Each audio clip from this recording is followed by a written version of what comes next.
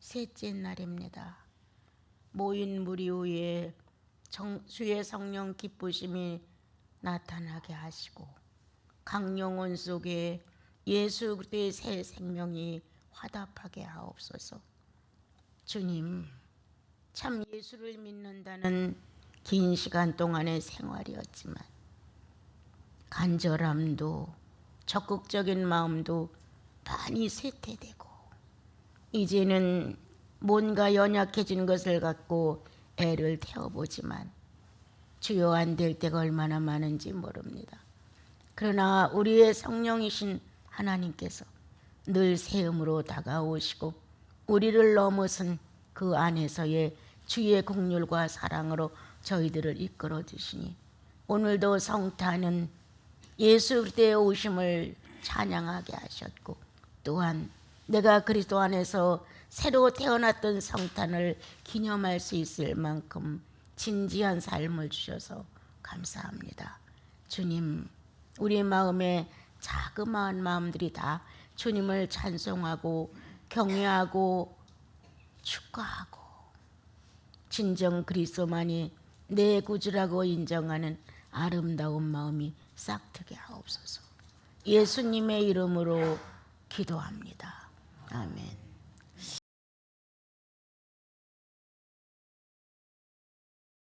우리가 이제 프린트물에 보면요, 애굽에서 불렀다 이렇게 이제 내용, 예수 그리스도가 애굽으로 피난해서 다시 돌아올 수 있는 어떤 일들이 이루어졌죠.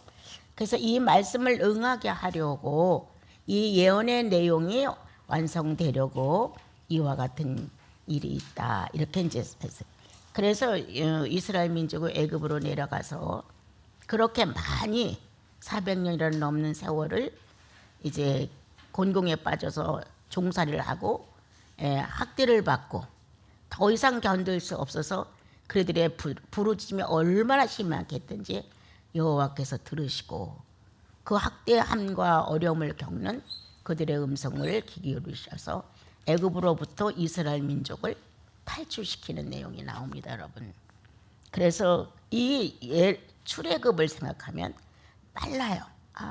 하나님의 백성이 자기 본고지에서 떠나 이렇게 어려운 데 들어가 세상살이에 노예가 되어서 완전히 성도의 자세를 잃어버린 하나님의 거룩한 선민이고 거룩한 성민이라는 이 하나님의 선택권과 성별되었다는 백성의 위치를 잃어버리고 짐승화되어가는 그런 애굽 생활에 충실하고 있었을 때 주님이 모세를 불러서 끌어내셨죠. 그래서 너희는 구원을 받았다고 하는 건 애굽으로부터의 부름이다. 애굽으로부터 꺼집어냅니다. 애굽으로부터의 탈출이다. 이것을 이제 우리가 구원받는 성도들에게 비유로 많이 말씀을 하시지요. 그럼 이제 호세아 10장에서 1, 2절은 백성에 대한 어려움이었다. 이제 라마로 내려가게 되면 시대의 어려움을 겪어요. 어제는 지도자들의 타락성이었어요.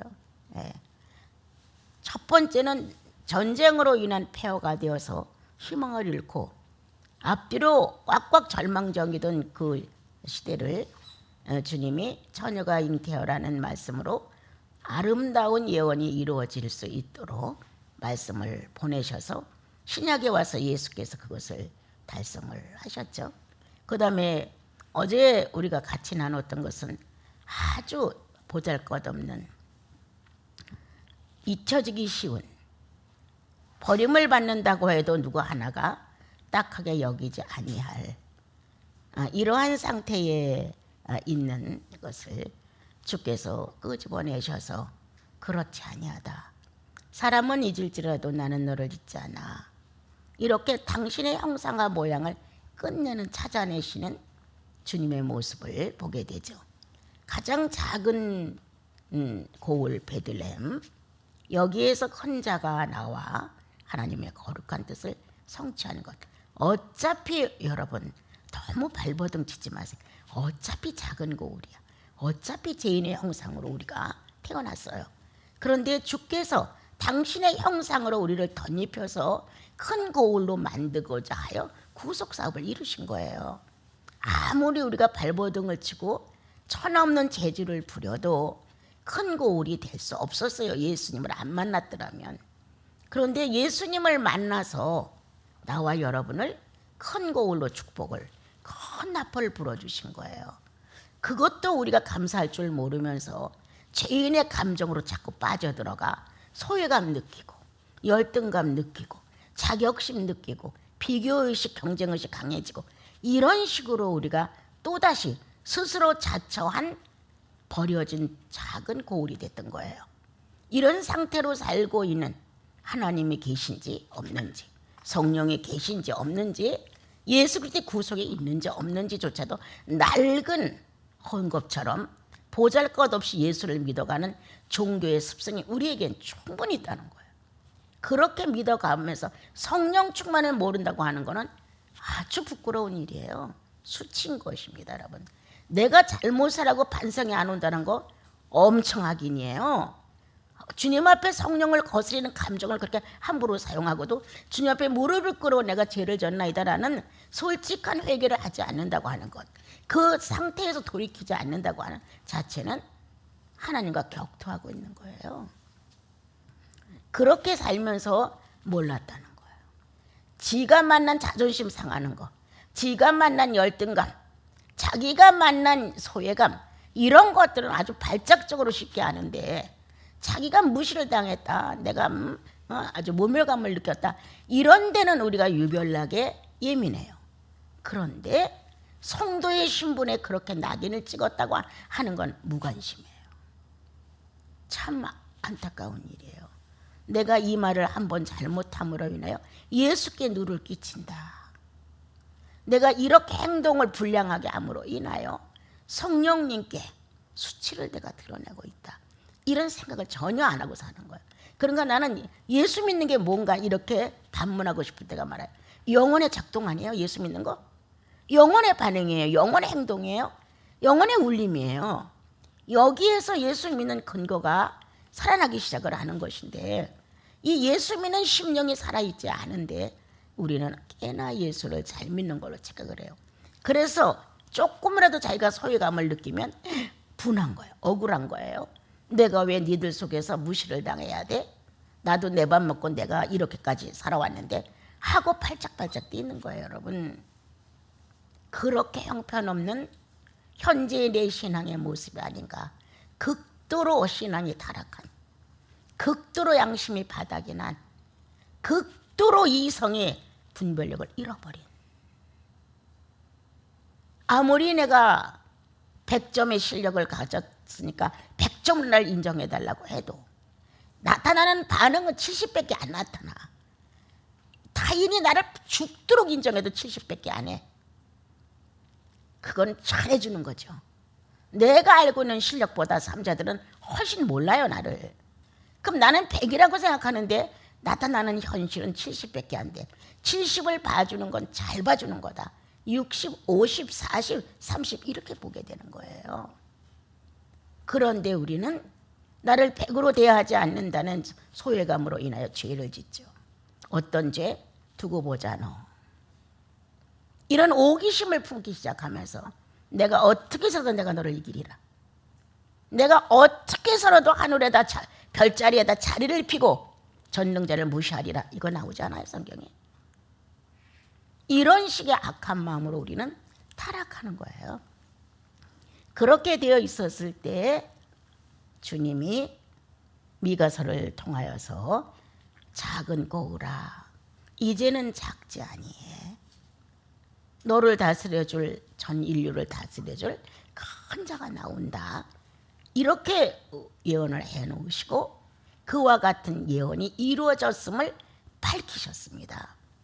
그래서 연약하고 부족하고 버림을 당해도 아깝지 않고 실력이 없어 소외감을 느끼고 이런다 할지라도 예수가 들어가면, 두 번째 성령이 활동하시면, 예수의 구원이 들어가고 성령이 활동을 하시면 큰 소리가 난다.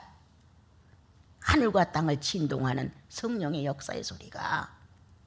하나님을 거역했던 반역의 감정이 파괴가 된다. 내 멋대로 본능적으로 살고 싶어도 욕망에 금이 가기 시작한다. 그래서 나와 여러분은 회개라는 이 내용을 가지고 나의 구주이신 전능자를 찾아 나와 내 약점을 고백할 때, 내가 70입니다라고 인정할 때 비로소 큰 거울로 축복을 받는다. 성령은 어떤 눈이냐? 나를 잘 볼 수 있는 눈입니다. 본인을 정확한 저울추를 아는 게 성령의 눈이에요. 우리는 아무리 내가 120, 100이라고 해도 안 돼요, 여러분. 내가 가지고 현실로 나타나고 있는 거는 70도 안 되는데 70을 인정해 줄 수 있는 사람들이 있다면 성인이야. 성인이에요. 보통 사람들은 내가 가지고 있는 실력보다 훨씬 낮추어서 나를 보거든요. 그러면 50이나 40을 본다. 그때 또 오기가 생기고 이제 불안해지고 속상하고 어떻게 나를 표현해서 내가 그렇지 않다는 것을 알려야 할까, 이렇게 발버둥을 치는 거예요. 이러한 나와 여러분의 내부 안에, 영혼의 구조 안에 성령이 오셔서 아주 멋진 성령의 자유함을 선포하시는 거예요. 큰 고울이 탄다. 이제부터는 너의 구주이신 그리스도의 삶이 실현되는 것이다. 예수의 삶이 실현되지 않았을 때 열등감이 오는 거예요.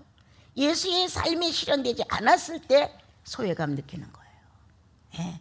자존심 붙들고 네가 나를, 이거 얼마나 비굴한 건지 몰라요, 여러분. 이런 식의 우리들의 모양새를 구원받고도 지니고 있었다면 이스라엘 민족이 선민이고 성민인데도 불구하고 하나님의 거룩한 율법을 받고 제사장이 있었고 선지자가 있었는데도 불구하고 선지자들은 극도로 타락했고 제사장들도 극도로 타락했고 하나님의 율법을 그리워하고 찾는 사람은 거의 없는 시대가 됐다. 하나님을 대표할 수 있는 지도자들이 타락을 했는데 백성쯤이야. 진짜 아무것도 아니죠. 이렇게 되어 있는 시대에도 주님은 끄떡 자제하시고 당신의 일을 계속하셨다. 그래서 다시 살려내신다. 다시 큰 고울로 예수 그리스도의 소리가 나가도록, 여태까지 내 소리가 나가는 걸 원했고 내 행동이 나가는 걸 원했고 나라는 존재의 의식을 상대에게 알리려고 발버둥을 친다. 무식한데 무식하다고 하면 정직한데 말인데도 무식한 나는 무식하다는 말을 들으면 내가 삐뚤어지는 감정이요. 이런 걸 발견하는 게 큰 소리예요. 아, 나 무식한 건 맞아. 무식하니까 무식하다고 하는데 정답을 나는 싫어하는 거예요. 나는 유식하다는 거예요. 자기만 유식하다고 느끼는 거지 삼자가 봤을 때 무식한데 자기만 유식하다고 해서 그 일이 됩니까, 여러분? 안 되죠. 이렇게 오해 속에 나는 살고 있지 않은가? 난 선하지 않아요. 난 요즘도 환자들을 위해서 무릎을 꿇고 주님 앞에서 기도를 합니다만 나는 영혼을 그렇게 사랑하지 않아요. 주님, 난 정말 영혼을 사랑하지 않습니다. 예수 그리스도의 피공로가 너무 귀해서 어느 영혼에게나 이 구속의 능력이 임해서 영혼도 치료하고 육체도 치료하시는 것은 주님이지 저는 아닙니다. 나는 내가 영혼을 사랑하지 않는 걸 제일 먼저 고백을 합니다. 주님, 나는 지구를 사랑하지 않습니다. 지구를 사랑해서 몸을 낮추어 이 땅에 오신 전능자가 지구를 사랑하지 나 같은 사람은 사랑하지 않습니다. 그런데 지구를 사랑하신 예수 그리스도가 이 땅에 오셔서 음성을 남기고 처녀의 몸에서 잉태하시고 십자가의 못을 박으시고 현실로 당신 자신을 증명하시고 부활하고 승천한 사건이 무효가 되지 않게 하기 위해서 기도합니다. 그게 무효될까 봐 난 염려해요. 어떤 성도를 바라봤을 때 이야, 구속이 무효다, 이렇게 느껴질 때는 진짜 마음 아파요. 뭔가 없는 것 같은 거예요. 이야, 성령을 저렇게 무시해, 성령을 저렇게 대우해. 이런 마음이 들어오면 만날까 봐 두려워요. 정말 나 그대로 고백해요. 아, 길에서 만나면 내가 어떻게 하지? 얼굴을 서로 맞대게 되면 이건 내가 무슨 말을 해야 되지? 너무 어려운 거예요.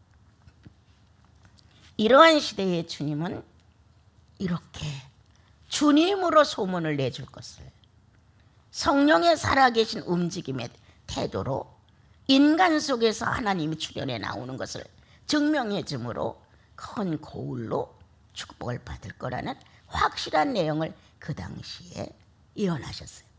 그런데 실제로 예수 그리스도가 가장 작은 베들레헴에 오셔서 큰 역사를 이루는 아주 큰 지역으로 축복을 받는 것처럼 되어 있었습니다.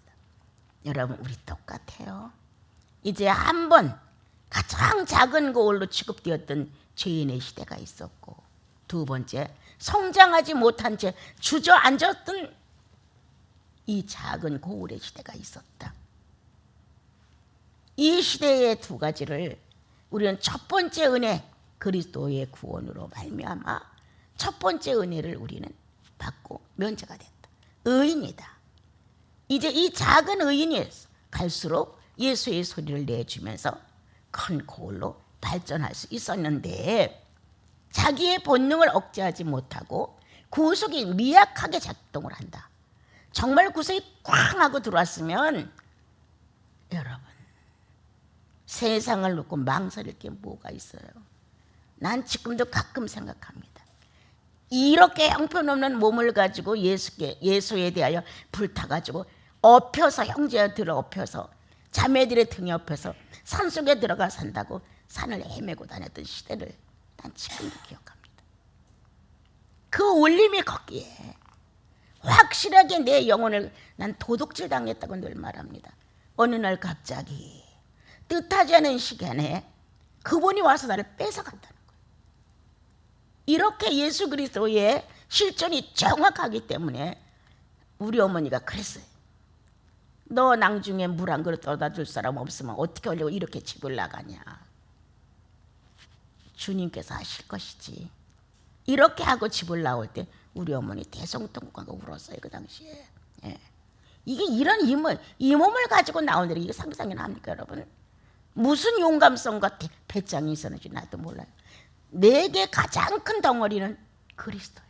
주님이셔서 어떻게 하면 바로 할까? 어떻게 하면 이분을 제대로 쫓아갈까? 그것뿐이었단 말이에요, 여러분.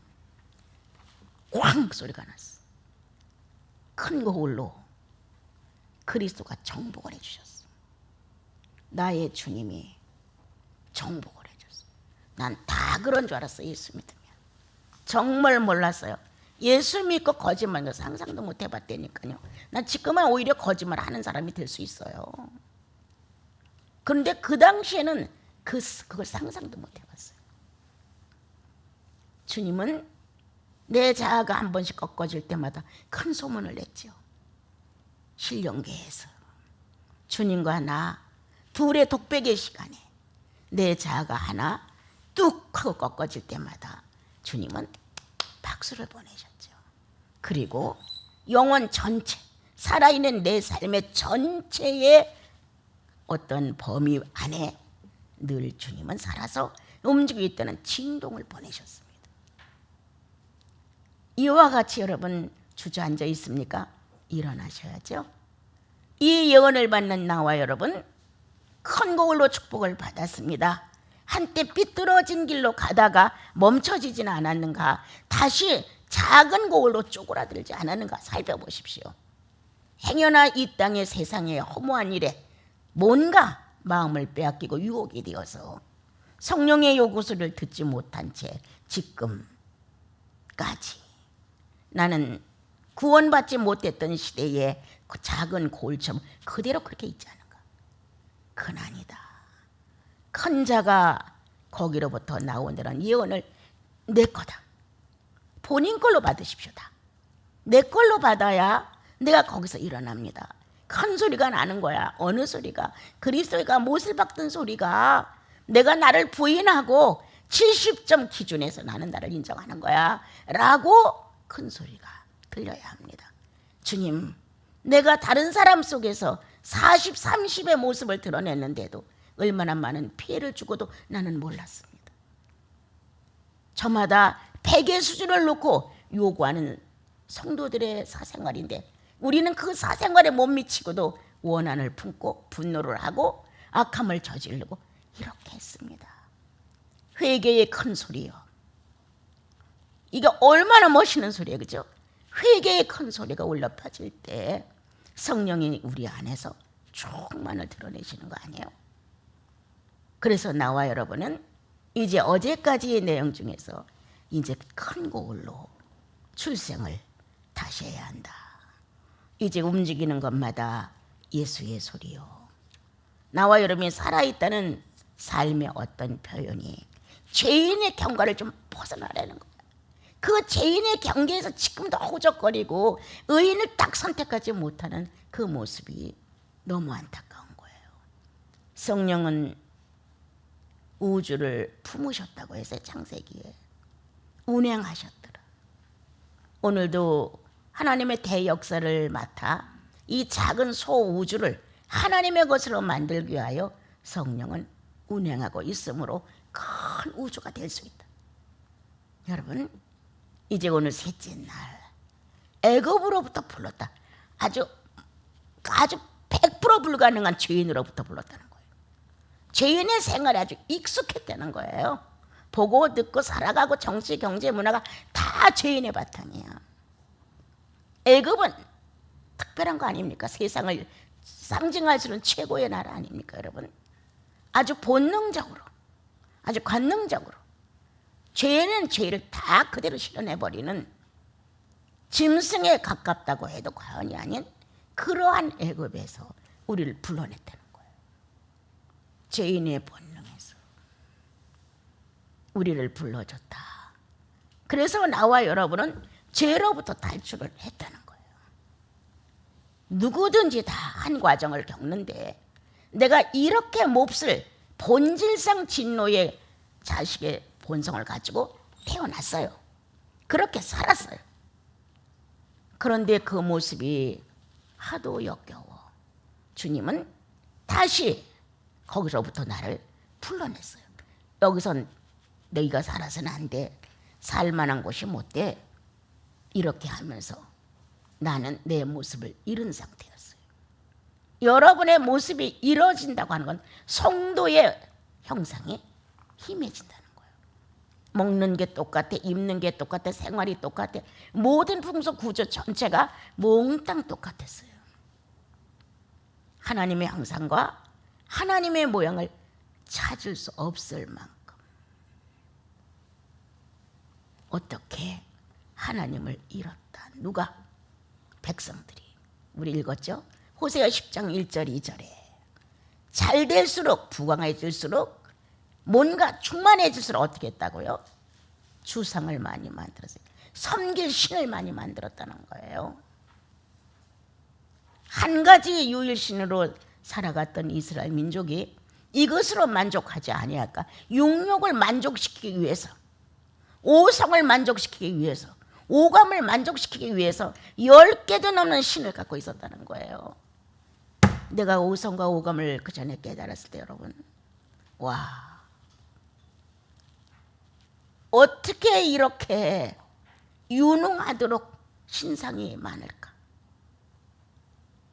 오성에 매달려 있는 신상들, 오감에 매달려 있는 신상들이, 이야, 세련됐어요. 세련됐어. 울퉁불퉁 아무렇게나 것도 아니야. 다듬고 고치고 해서 엄청 세련되게 만들어놔. 나는 깜짝 놀랐어요.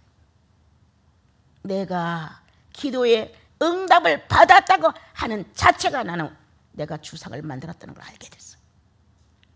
나는 얼마나 자랑했는가. 간증을 하면서 99%의 응답을 받는다고 나는 자랑했다. 사람들은 막 감격해서 박수를 얼마나 끝이 치는지. 옆에서 부흥 강사님이 일어나서 옆으로 쫓아오면서 마이크를 뺏으면서 내가 이렇게 붙들고 있으니까 뺏으면서 그만들 하시오 할 정도로 박수를 쳤어.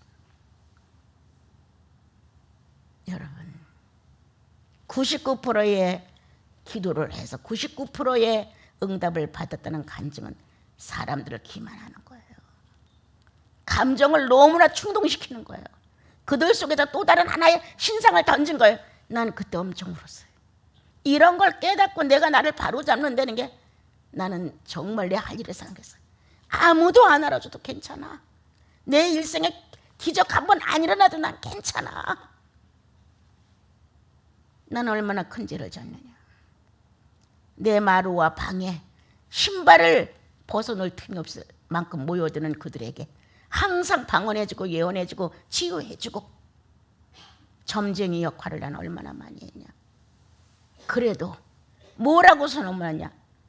거룩한 여선지라고 소문났었어요. 거룩한. 뭐가 거룩해? 기도 응답 잘 된다고. 가르쳐주는 것마다 100점 100%라고. 나는 내가 흥황될 때마다 잘 될 때마다 주상을 만들었다. 십자가 없는 주상을 만들고 자신을 못 박지 않는다. 자신을 부인하지 않았다. 내가 그리스도와 함께 십자가에 못 박아졌다는 사실을 난 증명하지 않고 기도만 하면 응답된다는 사실로 나는 주상을 너무 많이 만들었다. 한 번씩 시험을 아이들이 치고 나면 얼마나 점수가 후루룩 쏟아집니까? 첫 시간 9시부터 시작해서 애들이 올 때까지 몇 시 시험 보냐? 9시 20분에 시작돼요. 몇 시에 끝나냐? 뭐 4과목 봐요. 5과목 봐요. 6과목 봐요. 어떤 데는 8과목 다 봐요. 끝날 때까지 기도했어요. 밥도 안 먹고. 매번 월정고사 볼 때마다 야, 이거 이럴 수 있었을까? 난 지금 돌아보면요. 야, 이건 나 어떻게 사는 걸까? 그 한 날 월정고사 보는 최고의 점수가 나오기를 바라고 그럴 때마다 최고의 점수가 나왔죠. 예? 중학교 4군데서 득점자가 4명이 다달이 나오죠. 초등학교 아이들 중에서 16반에서 13반이 다 1등이 우리 학원 아이들이죠. 바깥을 못 나갔어요. 시원학원 원장, 시원학원 선생님 이렇게 해가지고 나는 얼마나 화려한 꾸민 주상을 갖고 있었냐. 얼마나 많은 사람들에게 그 주상은 기도하면 된다는 것으로 나는 얼마나 표현했을까.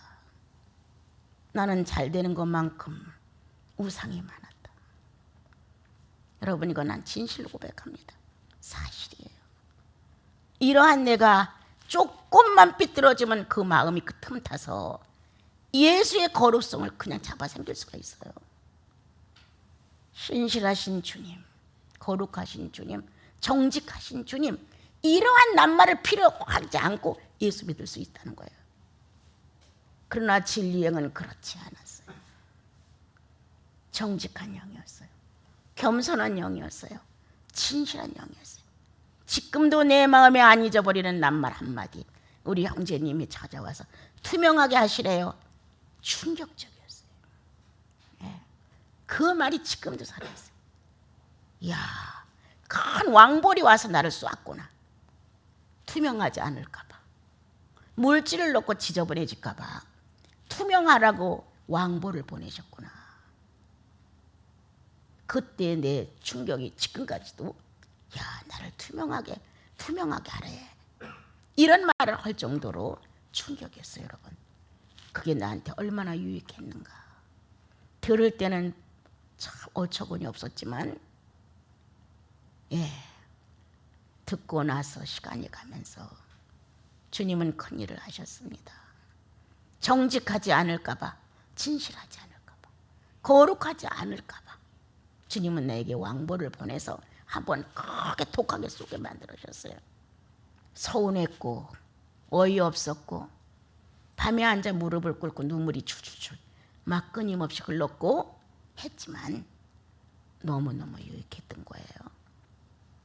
그것은 차라리 내 속에 주상을 깨뜨려 줄 수 있었다.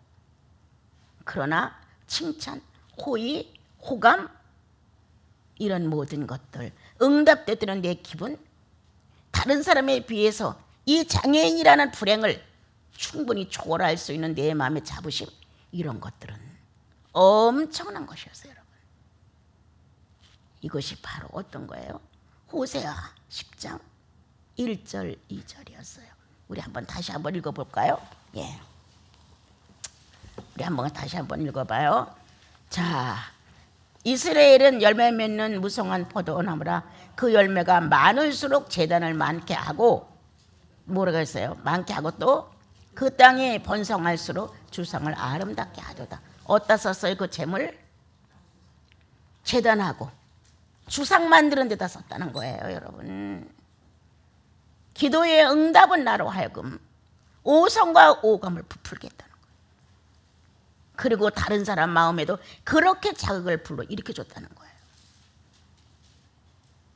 주님, 어처구니 없는 나의 지난날의 신앙생활, 그래도 1등 신자라 했잖아. 1등 신자라. 드러난 것으로 평가하고 드러나는 것으로 모든 사람들이 좌우지하는데 주님은 중심을 보시죠. 누구의 만족을 위해서 너 기도했니? 난 내 만족을 위해서 한 거예요, 여러분. 이름은 늘 기도할 때 주를 위하여, 주의 영광을 위하여, 주님 때문에 그렇게 해야 됩니다 라고 애타웠지만 결국 돌아오는 영향은 지거라는 거예요. 여러분, 응답만이 많이 받아 나는 재단을 많이 만들었습니다. 남보다 충실하게 살고 애써서 부가 늘어났다고 합시다. 많은 열매가 주렁주렁 열렸다고 합시다. 주위에서 윤 선생 같은 사람 없어 하고 많은 사람이 다 못 믿어도 윤 선생은 믿어 라고 학부형들이 했을 정도로 내가 그랬다 소문이 났다 합시다. 그 번성의 결과가 뭐냐? 주상을 만드는 거 아니에요. 여러분, 나를 대우하지 않은 거에서 나는 감사드려요. 동료들까지도 정말 어른 취급을 안 해준 거, 난 너무 감사한 거예요. 나 아무것도 아니거든요. 내가 그렇게 대우를 받기를 원하고 받았다면 난 더 망했을 것이라. 우리 식구들의 이 좋은 점, 각자 자기의 구주를 사랑하는 것, 자기의 하나님을 애원하는 것, 각자가 예수 그리스도와 함께 십자가에 못 박아졌다는 사실을 증명하기를 원하는 것, 그리고 그와 같은 생각을 가지고 같이 가는 형제자매들을 사랑하고 아끼는 것, 희생해주고 헌신해주는 것, 이렇게 해야 되는데 또 2절 한번 읽어보세요. 2절 한번 시작.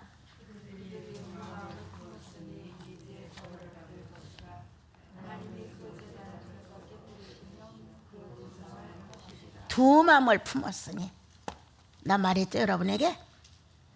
주님을 위해서, 하나님의 영광을 위해서, 기도의 응답을 위해서 라고 말해요. 그래서 누가 필요해요? 하나님의 능력이 필요해요. 여러분, 그래 놓고 응답이 됐어, 훌륭해, 그러면 어떻게 됐어요? 내가 신이 되는 거예요. 그러면 그렇지, 내가 기도했는데, 내가 얼마나 애쓰고 밤을 새웠는데, 내가 얼마나 허리를 동이면서 굶주려가며 주님을 찾았는데, 이렇게 나는 타락할 수 있었다는 거예요. 나는 내 학원이 흥왕하게 됐을 때 버리고 나올 수 있게 하신 주님을 찬양해요. 거기에 오래 머물러서 돈을 수없이 벌었고 아이들의 우상이었어. 아이들의 우상, 아이들에 대한 관심, 혼자 사니까 이건 진실이에요. 예.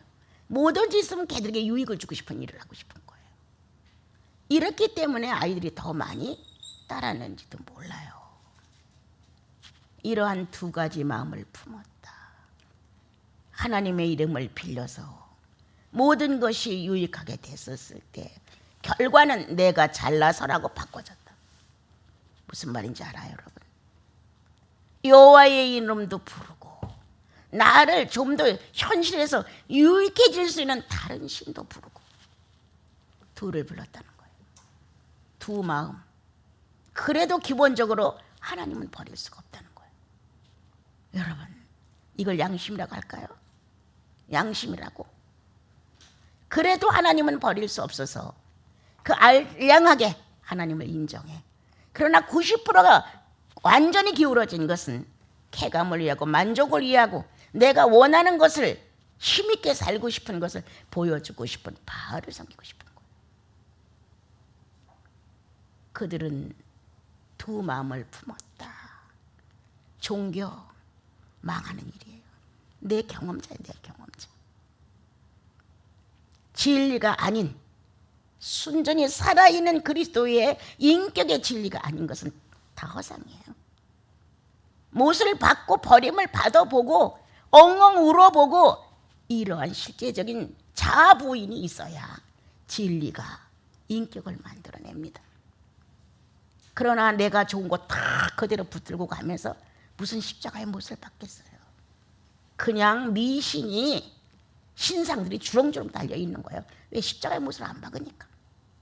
이미 박아진 예수 그리스도를 인정해 주지 않으니까. 이렇게 됐다고 호세아서는 백성들이 이렇게 타락했다. 부가 늘어날수록 제단을 많이 하고 주상을 많이 만들었다. 하나님도 좋고 이방신도 좋아서 두 가지 신을 섬겨가며 두 가지 마음을 품었다. 그때 더 이상은 두고 볼 수 없어 라는 결론 속에 내려진 예언이었다는 거예요. 애굽에서 내 아들을 불러냈다. 이게 나였습니다.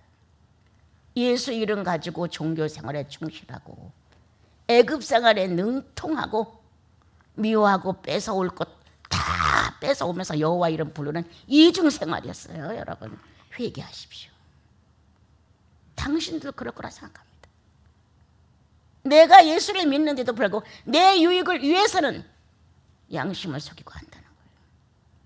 주일날 예배를 드리고 찬양을 부르고 속죄함을 노래하지만 실제의 삶에 와서는 내 유익을 위해서는 몰래 도둑질도 할 수 있다는 거예요. 내 편리를 위해서는 다른 사람이 편리하든 말든 관계없이 내 편리만을 위해서 할 수 있다는 거예요. 여러분 이거 두 마음 아닙니까? 오늘 호세아서를 통하여 두 마음과 번성의 이유 몽땅 다 자기를 위해 썼다는 거예요. 이렇게 된 시대를 놓고 주님이 내가 불러냈어. 더 이상 그 꼴을 볼 수가 없어서 더 이상은 그러한 상태로 머무르게 할 수 없어서 내가 불러냈어. 그래서 홍해바다를 건너기 시작했죠. 광야를 통과하기 시작했죠. 오랜 세월이 지나 가나안을 들어갈 수가 있었습니다. 여러분, 나와 여러분은 그러한 인생 구조를 갖고 있어. 감정 구조가 다 자기 편으로 기울어져서 여호와의 이름을 부르지만 거기엔 욕심이 주렁주렁 달린 거예요. 바알신도 좀 불러가지고 도움을 좀 받고 싶은 거예요. 양심을 속여도 나를 위해서 괜찮은 거예요. 이렇게 타락한 이스라엘 민족 앞에 새로운 예언이 나왔다. 어떤 예언? 애굽으로부터 내가 너를 불러냈다. 여러분, 여기에 응하신 예수 그리스도, 죄악으로부터 불러내음을 받은 예수 그리스도를 통해서 나와 여러분도 죄악으로부터 불림을 받은 거야. 이제 더 이상 이런 데로 돌아가면 아니 되지요. 난 너무 몰랐어. 정말 예수 믿는 건 너무 몰랐어. 내가 대를 내릴 때 감정과 내 마음이 같이 움직인다는 것을 알 수 있었던 적이 있었어요. 그래서 내가 주님 앞에 열심을 가지고 주님을 섬길 때 심리의 변화가 착 변하는 걸 알았어요. 아, 이거 내가 속는구나. 순수한 성령의 역사냐, 감정에 요동한 역사냐, 나는 금방 알아내요. 그거 너무 많이 알았어요. 처음에 얼마 동안은 아주 잠깐 사이는 기뻤어요. 좋았어요. 쾌감이 있었어요. 만족했어요.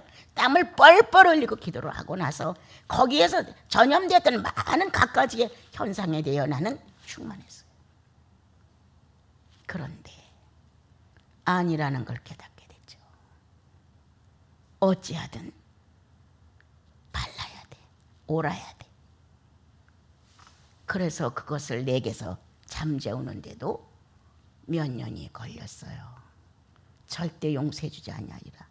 절대 용납하지 아니하리라. 여러분, 그리스도와 함께 자신을 부인한 흔적이 많으면 예수 믿는 사람께는 금방 벗이 될 수 있어요. 그걸 아니까 인간의 욕망을 제거하는, 그리고 허전했던, 그것을 빼내고 허탈했던, 돌아서 눈물을 흘리며 주님을 선택했을 때의 그 아픔이라는 걸 경험한 사람들 다 압니다. 여러분, 오늘 주님은 이제 애굽으로부터 불러내어서 이제 하나님이 없는 것처럼 내 주상으로 꽉 찼던 나를 하나님을 찾게 만들었어요. 그래서 일반 백성들이 세 번째 예언은 일반 백성들의 타락이었어요. 예. 그다음에 이제 자꾸 우리는 하나님이 나를 버렸어. 아주 자꾸 우리가 하나님이 나를 버렸다는 거예요. 본인이 버리는 거예요, 여러분. 무슨 하나님이 우리를 버려요? 뭐 누가 나를 없이 여겨요? 절대 아니에요. 자기의 과도한 열등이 자기를 버렸다고 스스로 인정하는 거예요. 지나친 열심, 자기를 위한. 아니에요. 하나님은 안 버립니다. 성도들도 안 버립니다, 여러분. 만약에 성도가 정말 구원받은 성도가 한 사람을 버렸다, 괴로워서 어떻게 살아요? 어떻게 사냐고. 그 재촉이 얼마나 심한데 어떻게 살아요? 세 번째 나왔죠? 절대 애굽으로 돌아가지 못한다. 일단 내가 끄집어내서 목적이 있어서 애굽으로부터 끄집어냈으니까 돌아가고자 해도 돌아가지 못해. 돌아갈 것 같지 못 돌아가. 보이지는 하나님의 무서운 경계에서는 그렇게 허술하지 않다. 우리가 생각할 때는 내 맘대로 하면 됐지. 해봐라. 결과가 어떻게 되는가. 주님은 애굽으로부터 나를 불러낸 것이 영원하다고 존재하십니다. 우리에게 그렇게 가르칩니다. 다시는 돌아가지 못해. 네 스스로 돌아간다고 선택해도 넌 돌아갈 수 없어. 내 언약은 확실하니까. 이렇게 나와 여러분에게 구원받은 다시 회복된 증거를 확실하게 하겠다고 주님은 약속을 하셨습니다. 그런데 우리가 하나님의 이렇게 거룩한 예언들을 응했던 시대를 만나 예수께서 이것을 완성하셨단 말이에요. 그러면 나와 여러분은 이걸 응용해야 돼요. 난 더 이상 죄로 갈 수 없어. 하나님 없이 살 수 없어. 이러한 본인의 자각정신이 성령을 통해서 일어나야 정상인 거예요. 내가 늘 말하잖아요. 선악과를 땄어. 아주 굳건히 쥐고 있어. 그래도 성령께서 아니야. 그럼 놓는 거잖아요. 내가 처음 예수 믿을 때 김재하 목사님이라는 분 밑에서 신앙생활을 처음 하게 됐을 때 본교회가 거기였어요. 그분이 갑자기 설교하고 세상을 떴어요. 그런데 다리를 어떻게 하면 저는 것 같고 어떻게 하면 안 저런 것 같고 그래요. 그래서 하도 궁금해서 어느 날 그 딸하고 같이, 딸이 나랑 친구였는데 감시교 신학대학을 들어갔었어요. 그래서 이제 그때 같이 얘기하다 내가 미안한데 물어봐도 되냐? 그러니까 뭐 물어보라 그래. 왜 니네 아빠 다리를 어떻게 하면 저는 것 같고 어떻게 하면 괜찮은 건데 왜 그래? 니네 아버지? 그렇게 말하니까 유학이 가고 싶어서 엄청 유학을 하고 싶어하고 계획을 딱 짜놓고 일주일도 안 남았는데 이제 다 짐도 다 사고 방도 다 빼고 그러고 유학을 가려고 했는데 그냥 갑자기 몸이 이상한 현상을 일으켜갖고 몸을 굳어버렸다는 거예요. 그래서 못 가게 됐대요. 근데 그 전에 너무너무 가고 싶어서 이제 몇몇의 목사님들한테 상담을 하니까 다 아니라고 했대요. 당신 같은 그 열심과 이 학교에서도 공부를 참 잘했대요. 한국에서도 충분히 목회 생활을 잘할 수 있는데 더 공부를 해서 미국을 가려고 하는 건 넌 잘못이다 이렇게 얘기를 해줬는데도 너무 가고 싶으니까 그거를 뿌리치고 가려고 다 해놨는데 갑자기 열이 극도로 오르더니 몸이 막 비틀어지더래요. 그래서 안 간다고 다 풀르고 용서를 빌었는데 멀쩡히 돌아왔다는 거예요. 우리 아빠 그거 증거야. 우리 아버지 그거 하나님 앞에 혼났어. 이렇게 말하더라고요. 주님은 애굽으로 돌아가지 못하게 한다는 거예요. 절대적으로. 예. 우리에게만 각자에게만은 애굽이 우리에는 각자의 소명과 각자의 부르심과 각자의 은혜가 있는 거예요. 어느 사람은 또 가도 괜찮을 수도 있어. 근데 어느 사람은 안 돼. 다 똑같이 맞춰서는 안 되죠. 그러나 근본적으로 애굽으로 돌아가는 자체는 동일합니다. 안 됩니다. 자, 자, 이제 그다음 에레미야로 돌아갑시다. 31장 15절 에레미야.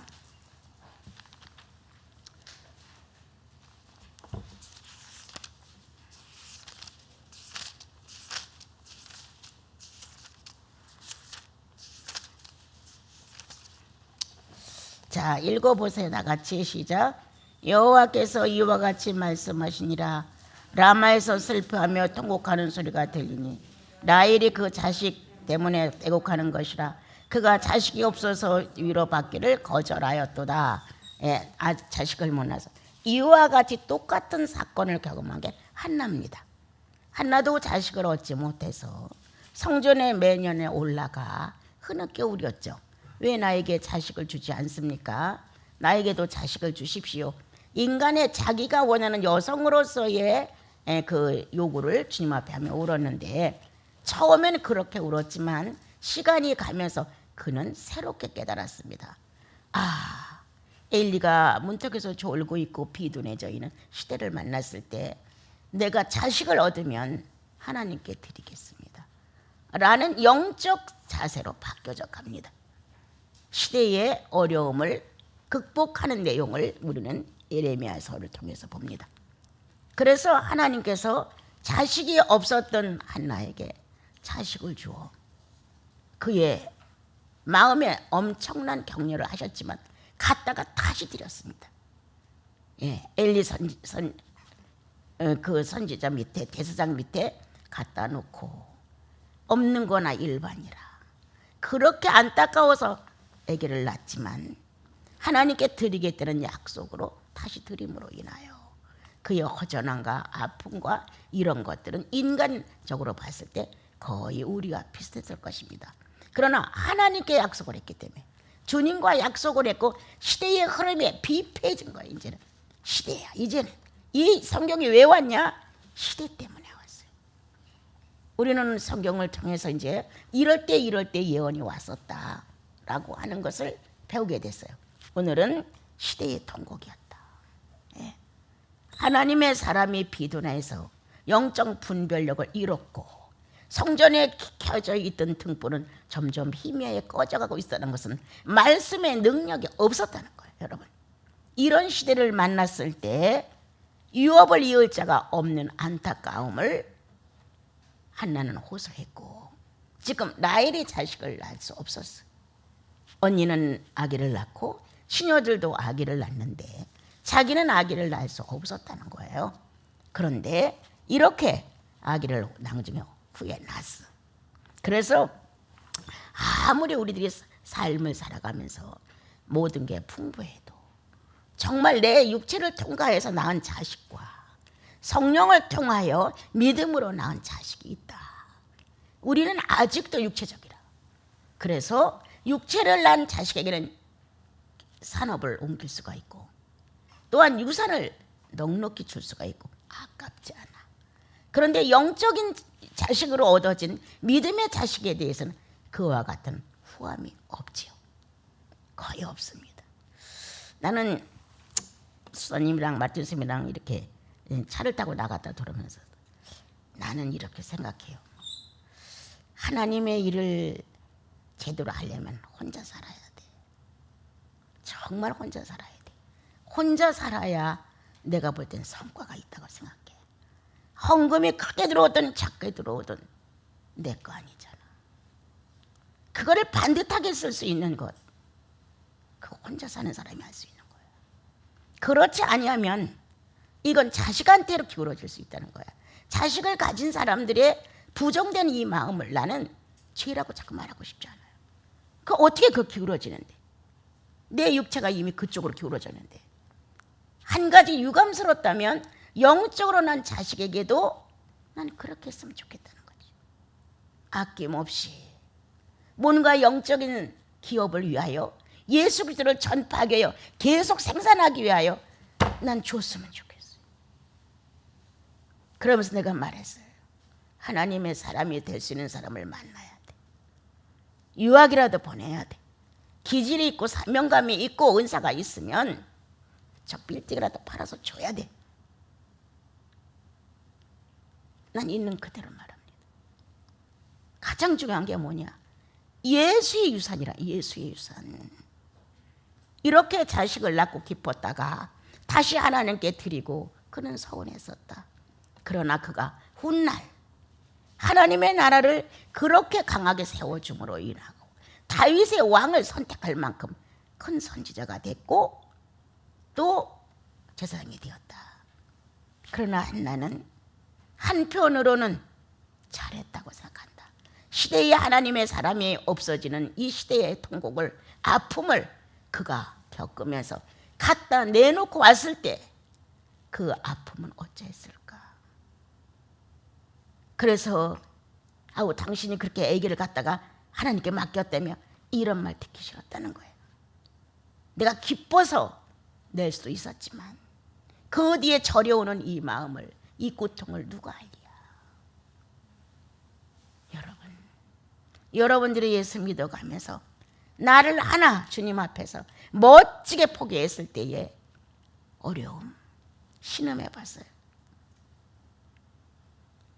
그거 대단한 거더라고. 예. 어느 누구의 말도 틀리지 않아요. 주님하고 나하고 씨름이에요. 예. 그리고 나서 후회하거나 그렇진 않아요. 그러나 이 허탈함, 가눌 수가 없어요. 허탈함. 그래서 나를 무던히도 지키려고 붙들어요. 행여나 내가 조금이라도 잘못되면 어떻게 될까? 이런 마음 때문에 우리가 예수 있게 기쁨을 드리고 예수의 원하시는 뜻을 이뤘다 하자. 아주 만족하고 기분 좋으냐? 나는 육체를 가진 사람이라 아쉬움도 있었다. 아픔도 있었다. 서러움도 있었다. 안타까움도 있었다. 조금은 나에게 여유를 좀 주셨으면 좋겠는데 라는 아쉬움도 있었다. 그러나 그것이 시대를 구원해 줬다는 거예요. 그런 인생의 아픔과 어려움과 슬픔과 통곡이 지나가지만 주님께 드려진 아기를 못 낳는 자가 아기를 낳는데 갑자기 다 2살 아래로 죽이라는 거예요. 예수 그리스도에 대하여 원한을 품은 그 당시의 왕은 동방박사들이 자기가 자기를 속인 줄 알고 화가 벌컥 나갖고 2살 아래로 다 죽여 애매하게 죽었다는 거예요. 그 엄마들이 위로받기를 거절했다는 거예요. 그때 가서 예수님 때문에 순교한 거니까 잘하셨습니다. 이건 될 말입니까 여러분? 갑자기 자식들이 다 죽어가는 거기에 누군가가 와서 거룩한 모습을 하고 신앙의 으뜸이 되는 것처럼 하나님께서 받으셨으니 괜찮습니다. 이렇게 하는 게 용납이 됩니까? 난 안 된다고 생각해요. 네. 어떤 것도 위로가 될 수 없다고 생각해요. 특히도 철없는 아이들이 그렇게 죽어갔는데 누가 그 말에 위로가 그래요. 우리의 자식이 죽은 게 앞으로 좋은 징조라고요? 이렇게 받아들일 사람이 어디 있어요 여러분? 아무도 없습니다.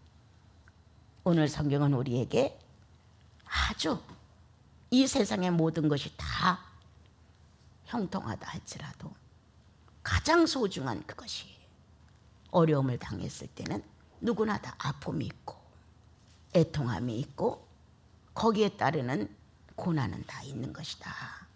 나와 여러분 의인인 척 너무 하지 마십시오. 꽤나 잘난 척도 하지 마십시오. 이까지 정도는 나도 다 해내 이런 말도 하지 마십시오. 다른 면에 내가 죄를 짓고 있다는 사실을 기억하셔야 됩니다. 이 면에는 내가 능통한지 몰라도 이 면에는 아주 연약한 겁니다.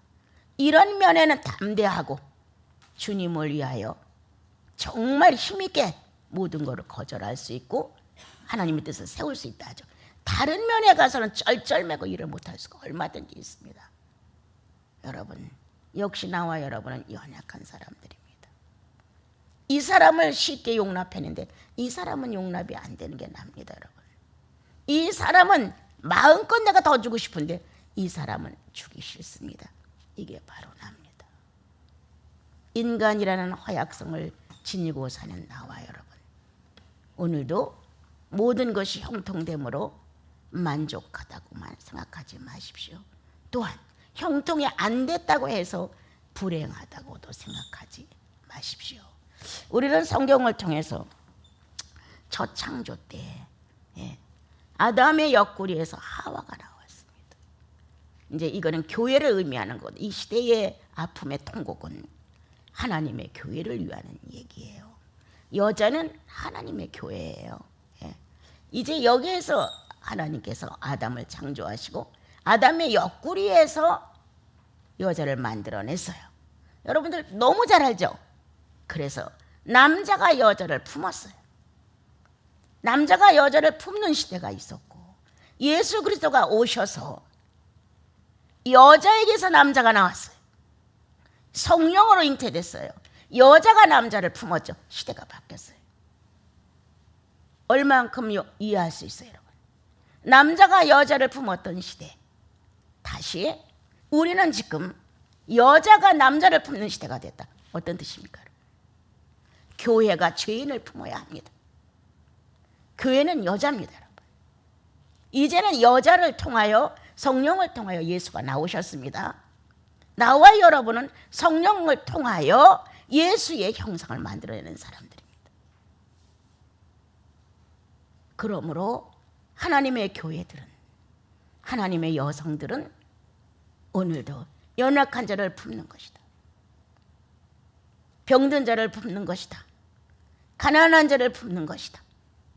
무언가 내가 그에게 줌으로 이익이 있다면, 성령 충만을 경험할 수 있는 일이 생긴다면, 예수 그리스도를 다시 한번 기억할 수 있는 아름다움의 어떤 모습의 감동이 될 수 있다면 오늘도 나와 여러분은 남자를 품습니다.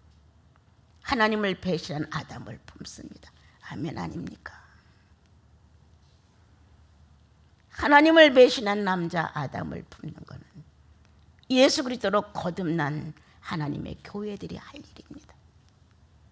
오늘 라마에서 우는 소리가 들렸는데 시대의 타락이 너무 커서 성도들의 아우성이 너무 컸는데 다시 주님이 그 일을 해결하기 위해서 일처리를 하는데 너무나 희생이 너무 커 위로받기를 거절하였도다.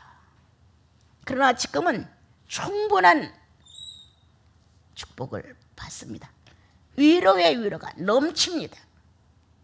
남자가 여자를 안는 시대가 아니라 하나님의 교회가 하나님을 거역한 아담을 품는 시대로 들어왔습니다, 여러분. 아멘 아닙니까? 이제 슬픔에 찬, 억울함에 찬, 분노에 찬, 애절함에 찬 통곡은 아니다. 아담을 찾아오기 위한 통곡들이다. 하나님의 교회들은 이제 협력해서 의를 이루기 위하여 저마다 남자를 품은 하와입니다. 여러분들이 하나님의 교회입니다, 여러분. 예수를 거역하는 사람들을 품어줍시다. 성령을 회방하는 자들을 품어줍시다. 오늘도 통곡하는 소리가 아니라 희락의 소리로 하나님의 교회는 시대의 타락을 품고 살아야 합니다.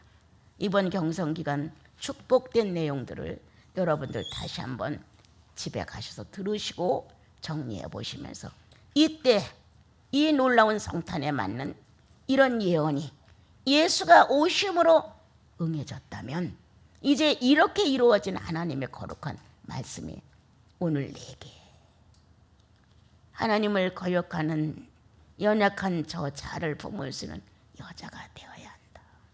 지난날 많이 울었고 힘들었고 애통했다 할지라도 지금은 아니다. 여러분, 우리 좀 더 실질적으로 예수 믿는 모습에 대한 한번 윤곽을 떠보세요. 그래서 4번의 예언의 소리가 응해졌던 예수 탄생. 나 하나가 하나님에 의해서 죄인이 의인으로 탄생. 살아가는 과정에서 하나님의 말씀이 이럴 땐 이렇게 예언이 이루어진다 사건. 이렇게 받아들이셔서 여러분들이 남자를 품는 여자, 죄인을 품는 하나님의 교회, 성령의 충만한 9가지 열매가 예수의 인격 플러스 성부의 인격 플러스로 충만해지면 교회의 충만성은 여자입니다. 그 놀라운 속성으로 죄인을 품어줍시다. 성부의 속성으로, 성자의 속성으로, 그리고 성령의 속성으로. 이 속성의 충만함을 자랑할 수 있는 건 거듭난 예수인이에요. 성도예요. 다시 말하면 여자예요, 여러분. 그래서 연약한 내 자식들도 품읍시다. 부족한 내 형제들도 품읍시다. 뭔가 연약하고 주님도 모르고 거역하고 정말 엉망으로 반항하지만 나와 여러분이 할 수 있는 것은 성삼위 세 분의 속성을 품은 여성이라 하나님의 교회입니다. 앞으로 좀 질서 있고 능률적으로 살아서 말 한마디라도 꼭 예수인답게 합시다. 어디가 무엇을 서로가 대면을 해도 예수로 여러분들이 대화를 만들어 갔으면 좋겠습니다. 좋은 성탄 되시기를 바랍니다.